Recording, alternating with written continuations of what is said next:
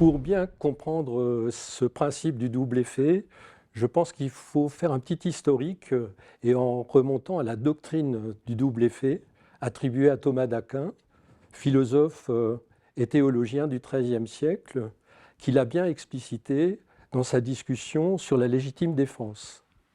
En effet, Thomas d'Aquin y affirme que tuer son agresseur pour sauver sa propre vie peut être licite, car le but recherché, l'intention, c'est sauver sa propre vie. Et à ce moment-là, cette cause, qui va entraîner quand même un préjudice très grave, peut moralement être licite. Alors ce principe a été repris dans pas mal de domaines, et en particulier dans le domaine médical.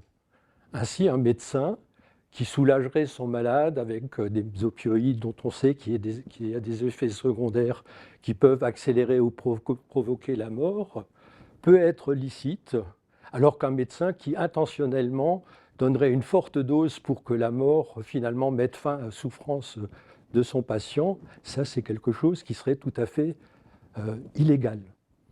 Alors ce principe dans le domaine médical a été repris dans la loi de Leonetti 2005, et je pense que à cette époque, en 2005, c'était très important pour les médecins parce que finalement ça les protégeait. C'est une chose qu'ils faisaient toujours.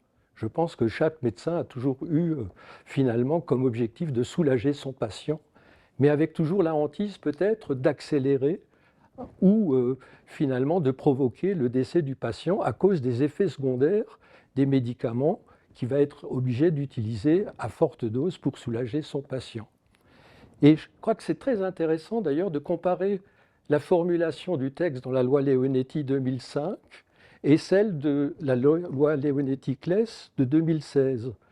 Dans la loi de 2005, finalement, elle dit un petit peu, finalement, messieurs les médecins, vous avez le droit de le faire. Ça va être toléré d'un point de vue légal parce que vous soulagez votre patient.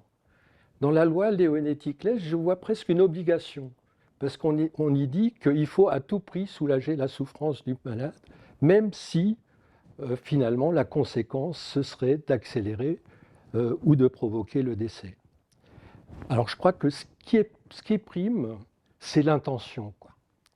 Et je crois qu'il y a 4 critères qui, moi, me paraissent essentiels pour comprendre aussi le double effet. C'est que d'abord, l'intention doit être bonne, hein. L'intention ici, c'est soulager le malade par des médicaments dont on sait qu'ils peuvent avoir un effet secondaire. Le deuxième principe, c'est que cet effet secondaire, on le connaît, il est prévisible, mais ce n'est pas celui qui doit être recherché. Ça veut dire, troisièmement, que ce n'est pas l'effet secondaire qui doit primer sur, finalement, l'objectif. C'est-à-dire, si vous administrez un médicament sédatif ou un opiacé à très forte dose, ben vous savez que vous allez peut-être vraiment entraîner la mort dans l'instant, instantanément, et soulager le malade, puisqu'il ne va plus souffrir. Alors ça, je dirais, c'est toujours l'objectif qui doit primer sur l'effet secondaire. C'est pour ça que, je dirais, le quatrième principe qui me paraît important, c'est la proportionnalité. C'est-à-dire, si on arrive à soulager son malade, il n'est pas question d'augmenter les doses, il n'y a aucune raison d'augmenter les doses. Voilà un petit peu comment je vois le double effet. Alors, je rajouterai peut-être une cinquième chose qui est, à mon avis, très importante. C'est que dans les deux lois, et c'est ce qu'on dit d'ailleurs en général dans le domaine médical, ce double effet nous permet de soulager la douleur au risque de, finalement, d'accélérer ou de provoquer le décès. Or, aucune étude n'a jamais montré que le fait de sédater de façon appropriée un malade, finalement, accélère ou va provoquer son décès. Je dirais même c'est le contraire, hein. Les gens qui travaillent en soins palliatifs le voient. Si on arrive à bien soulager la douleur, souvent il y a un petit rebond où les gens se sentent mieux, où la famille est surprise parce que le patient va mieux, quoi.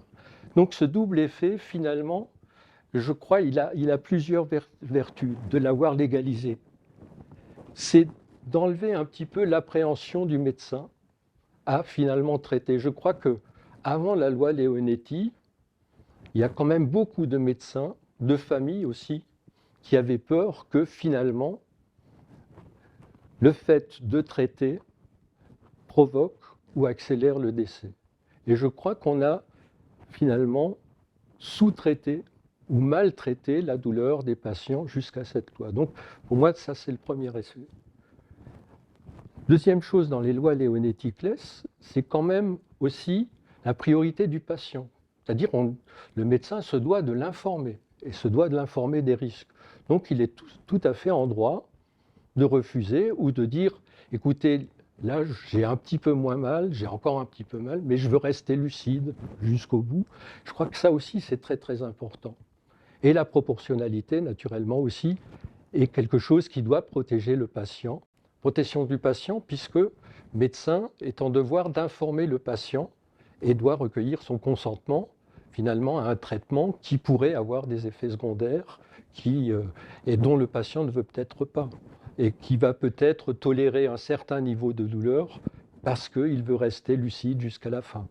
L'autre aspect qui protège le patient, c'est cette notion de proportionnalité, c'est-à-dire que le médecin va utiliser les doses va s'arrêter aux doses qui vont soulager le patient.